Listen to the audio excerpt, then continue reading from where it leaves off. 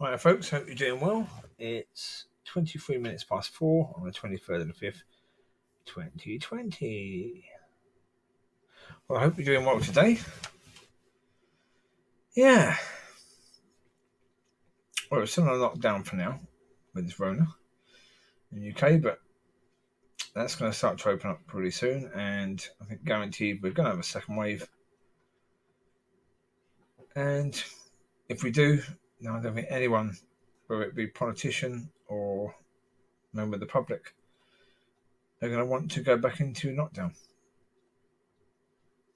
Not quickly at all. Problem is in the past they've had something called herd immunity, which is they never did lockdown before. This is the first time in history, really, that even a nation really has done complete lockdown when there's been a virus, yet alone most of the world.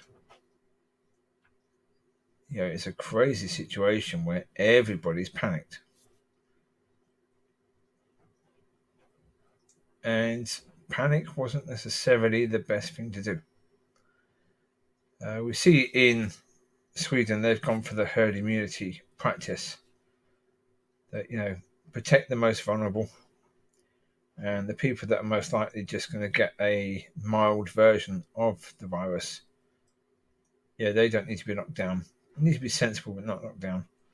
The problem is they didn't look after the people in their care homes. The elderly there, they had a lot of deaths in those areas. They made mistakes there. Had they have done better there, their death rate would have been probably one of the better. Tricky thing with this virus is that they don't know the length of immunity anyway.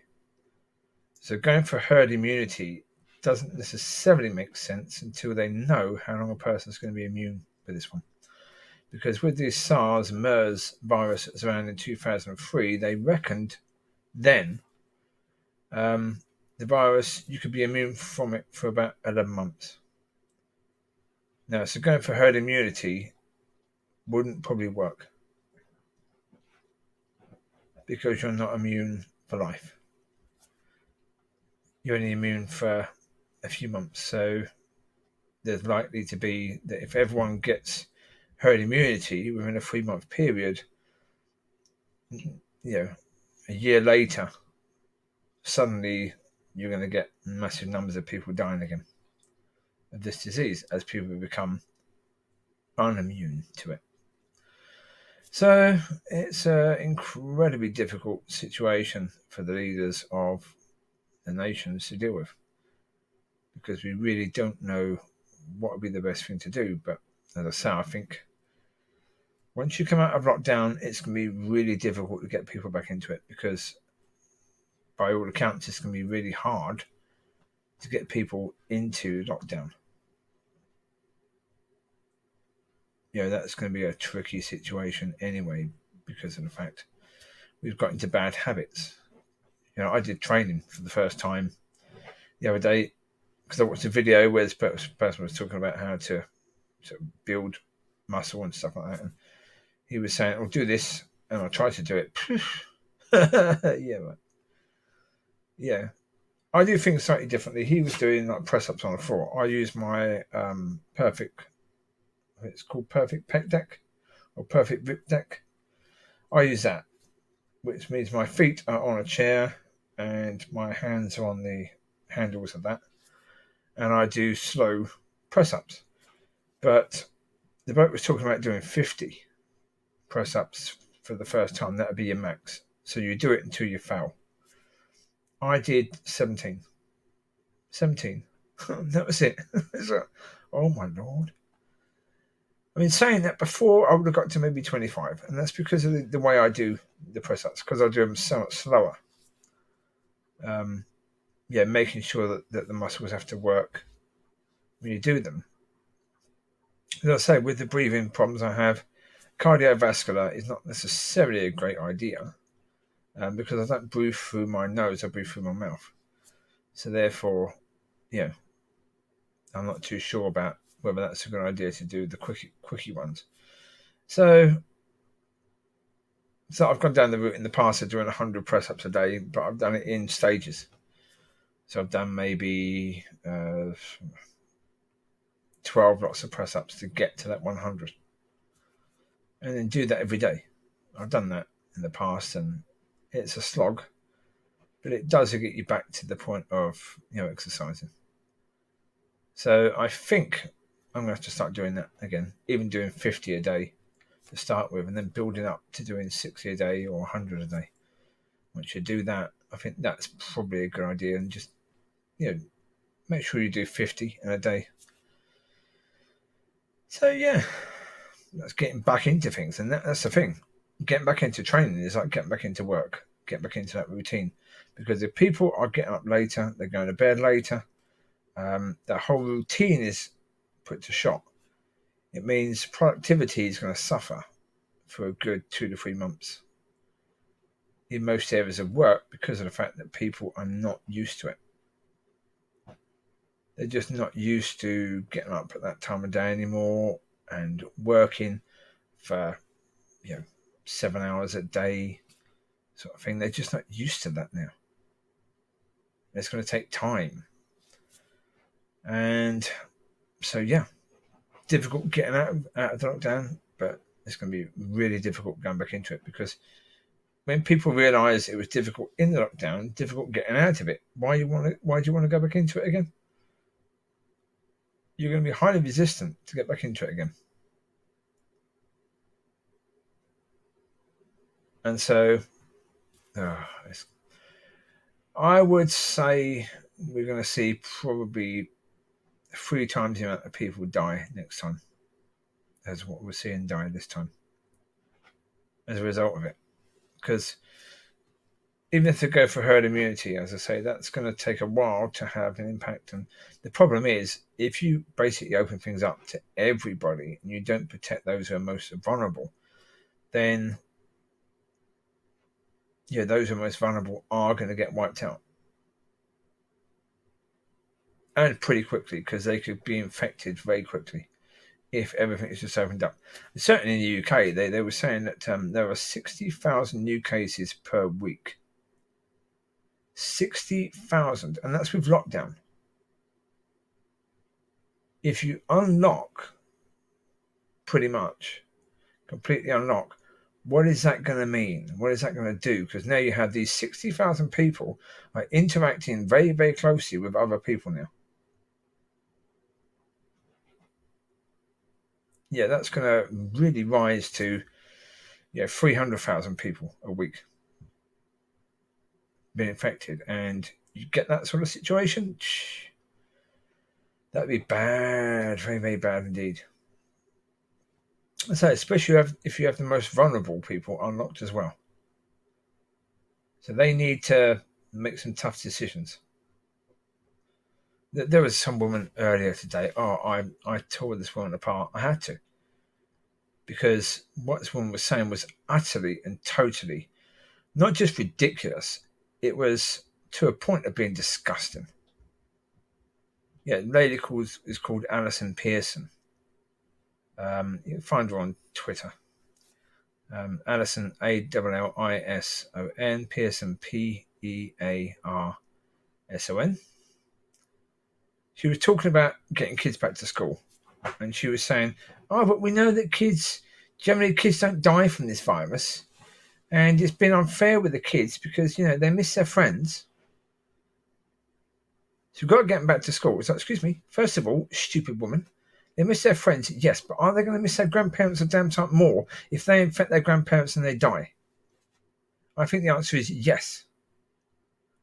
Kids don't die from the blinking thing. No, but they spread the disease virus to people who will die from the thing.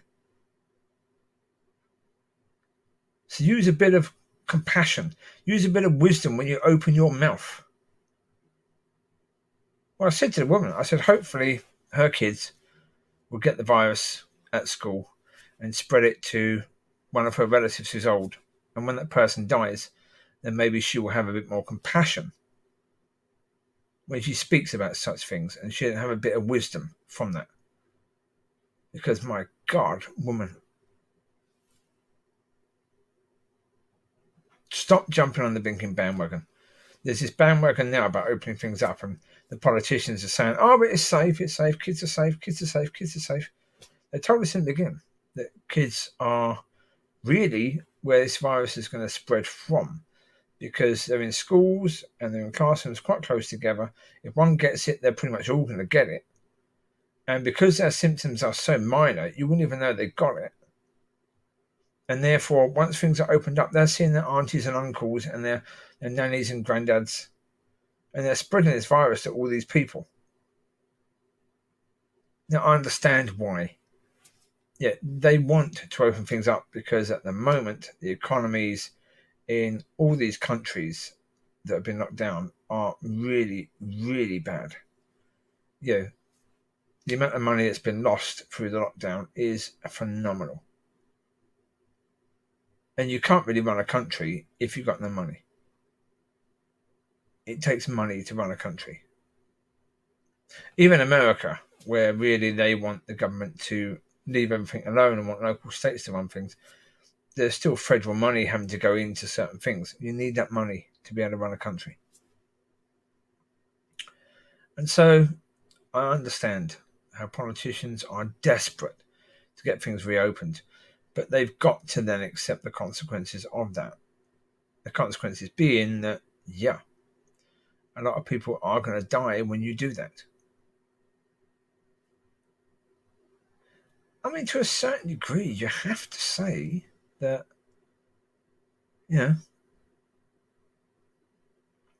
we've had it so good. We really have. I mean, for the last major pandemic of this nature was in the early 70s, where, an awful lot of people died. Hundreds of thousands of people died in that one. And there wasn't a lockdown. Nobody locked down at that time, but that was about the last one. So for a good sort of 50 years, we've done pretty well. We haven't had anything major. And then all of a sudden, we are having it. But we've got an aging population as well. Yeah, the amount of people over 65 has really increased, and partly because of the fact that we haven't had any of these things, and because we have better coverage of healthcare in the world, basically. I mean, can't count America in that, because America's health coverage certainly for poorer people is atrocious.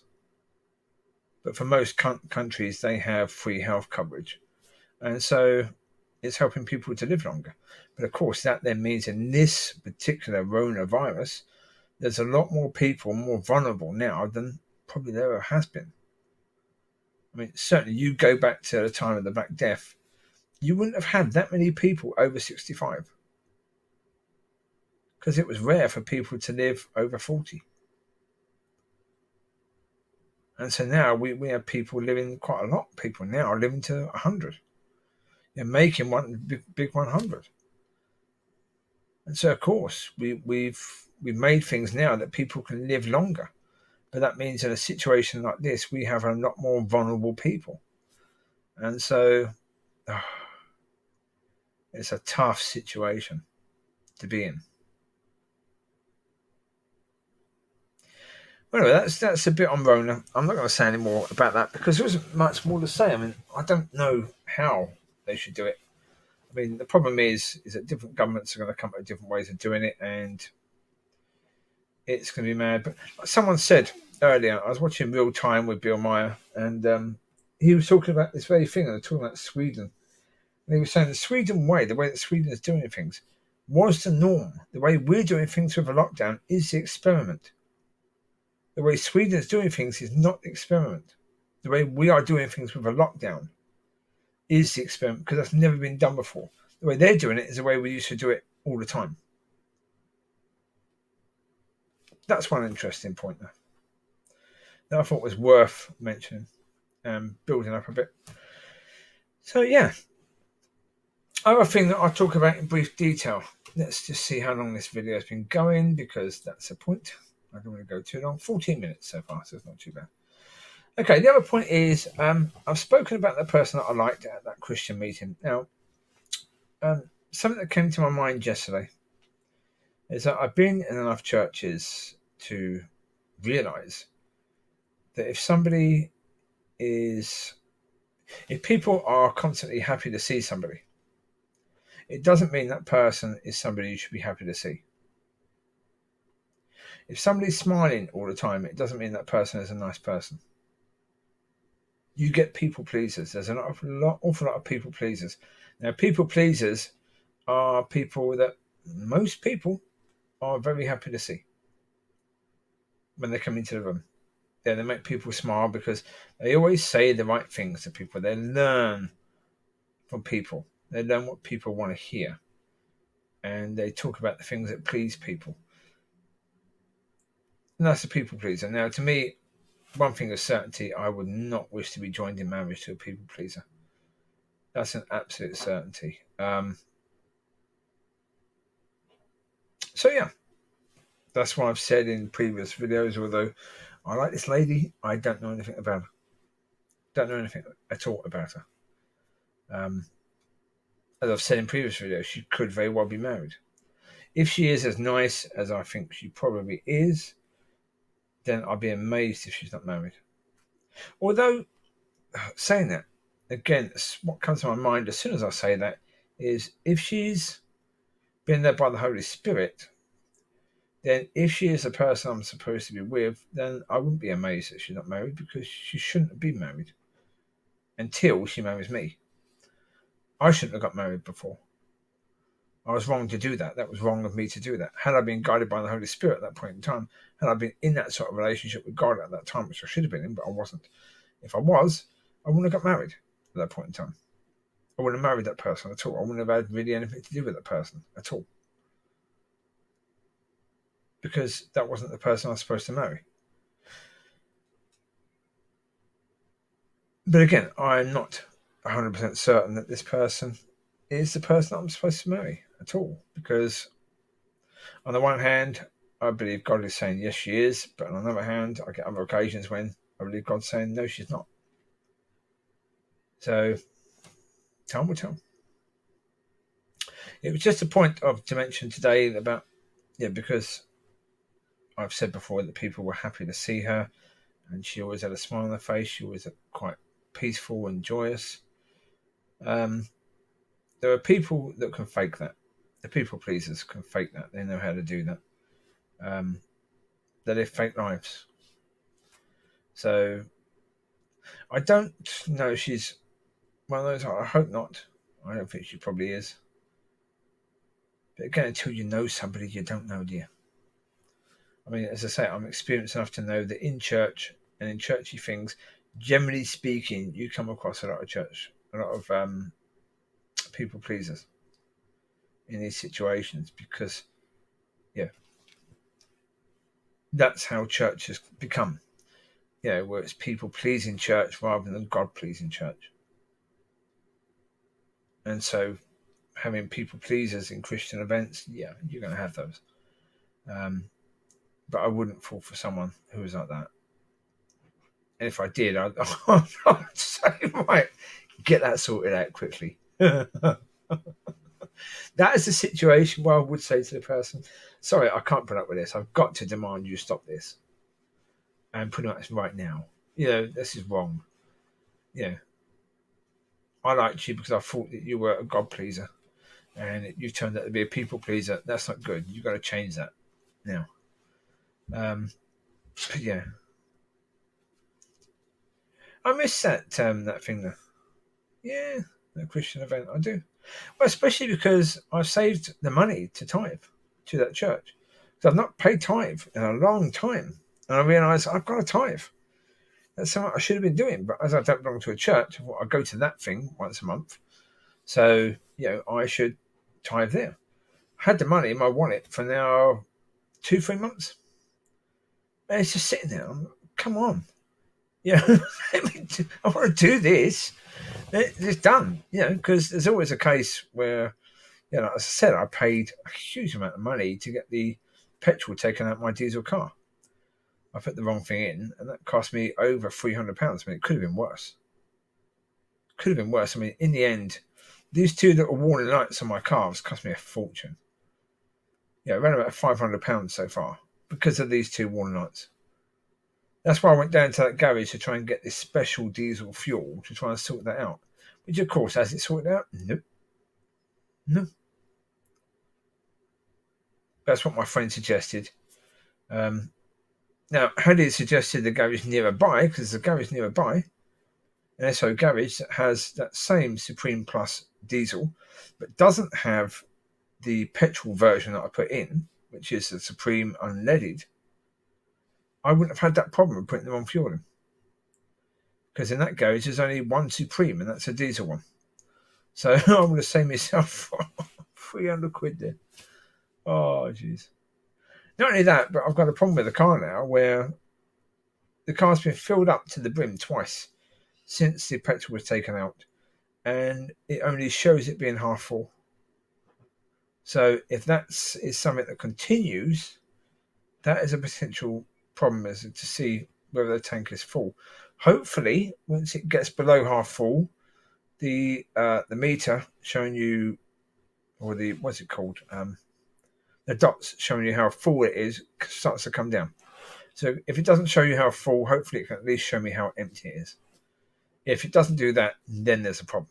I've got to try and get that sorted out because otherwise you're going to run out of fuel. And with a diesel, that's a bad idea. Yeah, you can't do that. That's pretty bad. So it's like, okay, I'll keep an eye on that situation, I suppose. Although the problem is, if you're driving around a lot, how do you know how close you are getting to being empty? There's no point keeping the car full of fuel all the time. I've got to let it go down quite a bit just to see if it does actually go down. So that's concerning, to say the least. Yeah. But it is what it is now. Yeah. Can't go back and change that, can I? Well, folks, you take care. And if things are opened up, please be wise. Continue to be wise. Yeah. We need to get back to the point where people aren't taking advantage because of this thing. I went to a shop today. I went into a town local yesterday because my mate said to go to a garage there to get these yellow warning lights checked out. The garage wasn't open, but to find the garage, I popped into a chemist, spoke to some people there, and we're speaking about this hand wash stuff and how the prices of this stuff has gone sky high. And how you struggle to find anything that's alcohol based. And this woman said, she found one in a shop called B&M. It was a big bottle. That was reasonable price. So I thought, okay, go in there. This big bottle she was talking about is massively overpriced. It's only 500ml. Now, you can get 500ml of the hand wash in other superstores around here that cost about £1.50. This one was alcohol based there. They had one that was alcohol free next to it and one alcohol based. 500ml in this shop, £6.99. And that's only because we have this Rona lockdown. They've hiked the prices right up. And to me, that's disgusting. If it's things that people really need, that you've got to wash your hands on a regular basis. So hand wash and alcohol-based hand wash is probably the best one to get. And the prices are ridiculous. Well, as I said before, I bought this little hand wash thing from a shop called Aldi before the lockdown, a few months before. And it cost about 14 pence. Once we had lockdown, I looked to see if I could buy it online because the shop wasn't selling it anymore.